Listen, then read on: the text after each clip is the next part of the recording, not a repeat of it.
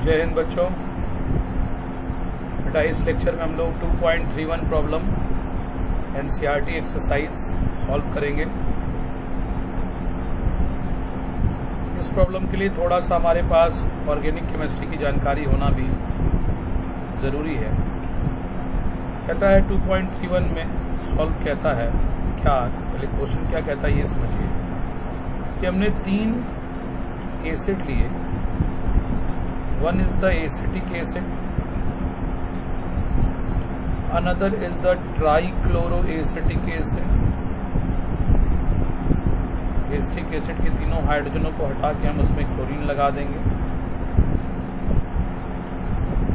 And third is the trifluoroacetic acid.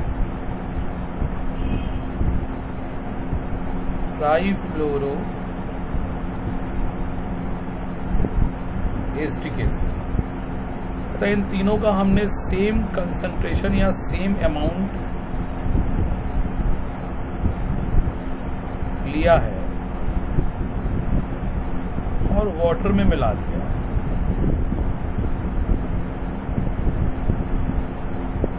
जो delta TF है वो सबसे ज्यादा आया है ट्राइफ्लोरोएसिटिक एसिड के लिए। डिप्रेशन और फ्रीजिंग पॉइंट सबसे ज़्यादा आया है ट्राइफ्लोरोएसिटिक एसिड के लिए। उसके बाद ट्राइक्लोरोएसिटिक एसिड के लिए और सबसे कम डिप्रेशन पाया गया है एसिटिक एसिड के फ्रीजिंग पॉइंट।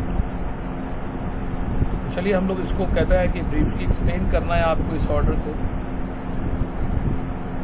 तो इसके लिए बेटा सबसे पहले हम लोग ये देखेंगे कि ये कार्बोक्सिलिक एसिड्स हैं और कार्बोक्सिलिक एसिड कोई भी हो, जनरल फॉर्मूला अगर मैं लिख दूं RCOOH, तो ये पानी में जाके टूटता है और पानी में जाके टूटने के बाद ये आयंस बनाता है टूट के।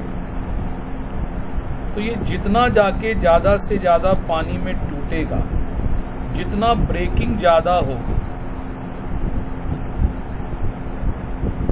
जितना ब्रेकिंग ज़्यादा होगी उतने ज़्यादा पार्टिकल ये टूट के बनाएगा, मोर पार्टिकल ये बनाएगा। क्योंकि देखिए एक पार्टिकल जब टूट रहा है, एक एसिटिक एसिड जब टूट रहा है तो ये 2 पार्टिकल बना रहा है। एक एसिटेट एक कार्बोक्सिलिक एसिड जब टूट रहा है तो 2 पार्टिकल बना रहा है। एक ये आयन है, इसको हम एल्केनोएट आयन बुलाएंगे या समटाइम कार्बोक्सिलेट आयन भी बोल सकते हैं, और एक ये H+। तो मोर ब्रेक मतलब मोर पार्टिकल इन सॉल्यूशन। और डेल्टा टीएफ एक कोलिगेटिव प्रॉपर्टी है, तो कोलिगेटिव प्रॉपर्टी का मैग्नीट्यूड भी ज़्यादा हो जाएगा, तो डेल्टा टीएफ का मैग्नीट्यूड ज़्यादा हो जाएगा। तो हमको ये देखना है कि सबसे ज़्यादा कौन सा एसिड टूटेगा। अच्छा टूट रहा है तो एसिड है तो H+ प्रोड्यूस करेगा। एसिड टूट के क्या प्रोड्यूस करता है? H+। तो जो जितना ज़्यादा टूटेगा वो हम कह सकते हैं वो जितना ज़्यादा टूटेगा उतना ज़्यादा H+ भी प्रोड्यूस करेगा। तो यहाँ पे एक बात ये कही जा सकती है कि मोर एसिडिक जो होगा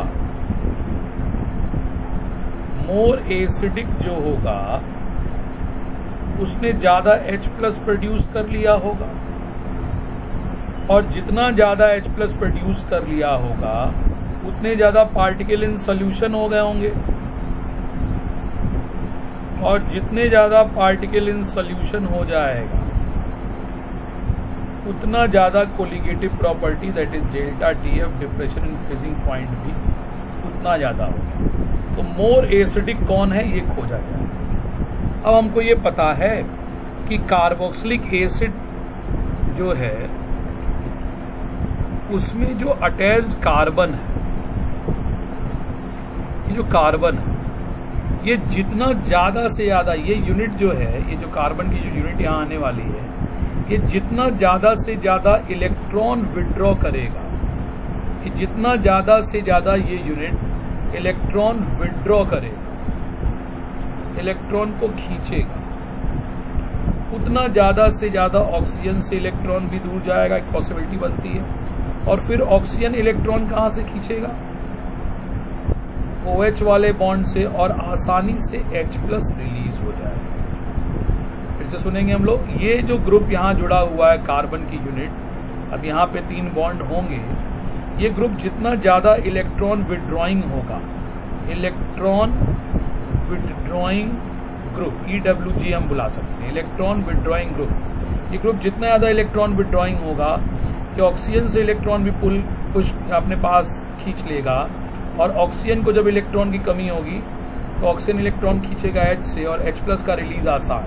H प्लस का रिलीज आसान, इसका मतलब एसिडिक बिहेवियर ज़्यादा।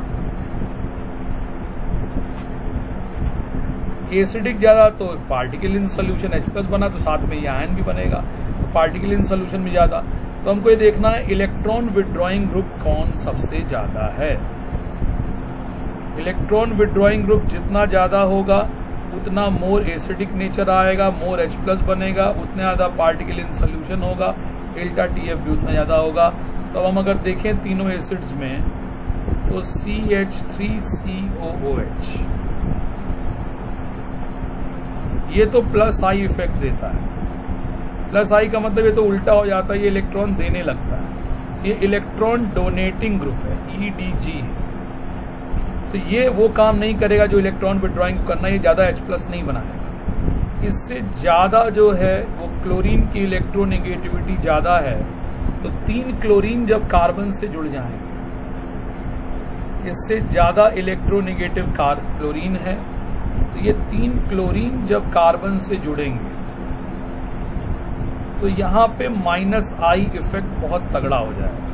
Inductive effect minus I effect chlorine का बहुत स्ट्रांग है, तब ये आसानी से कार्बन से इलेक्ट्रॉन अपने पास खींचेगा, और इसका इलेक्ट्रॉन विड्रॉइंग इफेक्ट पहले से ज़्यादा।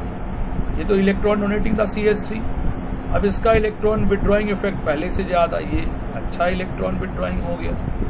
ये तो इलेक्ट्रॉन डोनेटिंग था, ये तो एसिडिक स्ट्रेंथ बहुत बढ़ाया नहीं, लेकिन ये इलेक्ट्रॉन विड्रॉइंग वाला ज़्यादा एसिडिक स्ट्रेंथ बढ़ा देगा, ज़्यादा पार्टिकल प्रोड्यूस होगा, और सबसे ज़्यादा हो जाएगा फ्लोरीन।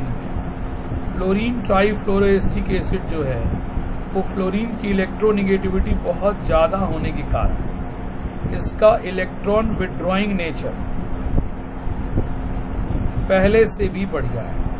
तो हम लोग कहेंगे कि सबसे ज़्यादा एसिडिक वाले के अंदर सबसे ज़्यादा पार्टिकल प्रोड्यूस होंगे, और सबसे ज़्यादा पार्टिकल प्रोड्यूस होने वाले के अंदर डेल्टा TF सबसे ज़्यादा होगा।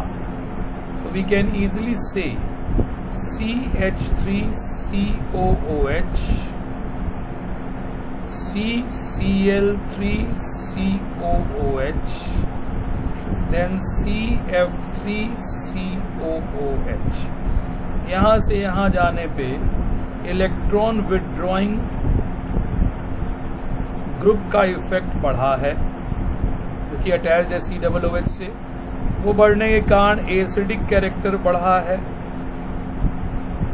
एसिडिक कैरेक्टर बढ़ने के कारण पार्टिकल जो डिसोशिएट होकर सोल्यूशन में बन रहा है H प्लस, और वो आयन एनायन जो RCOO माइनस है, पार्टिकल इन सॉल्यूशन जो है वो भी बढ़ा है, और कोलिगेटिव प्रॉपर्टी डेल्टा TF जो है वो इंक्रीज है।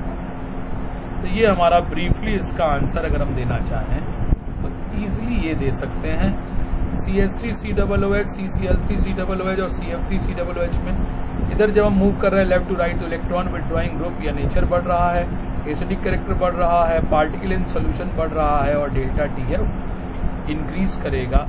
तो ये एकदम सुटेबली अगर हमको लिखना है, टू दी पॉइंट अगर हमको लिखना है, तो ये हमारे पास सबसे अच्छा है। लास्ट लाइन में हमने लिखा, आप टू दी पॉइंट आप ये दे दीजिए, ये आपका आंसर एक्सेप्ट होगा। समझाने के लिए तो पूरा मैंने ऊपर समझाया, लेकिन ये आप लिख दीजिए सीधे सीधे, ये आपका आंसर एक्सेप्ट कर लिया जाएगा।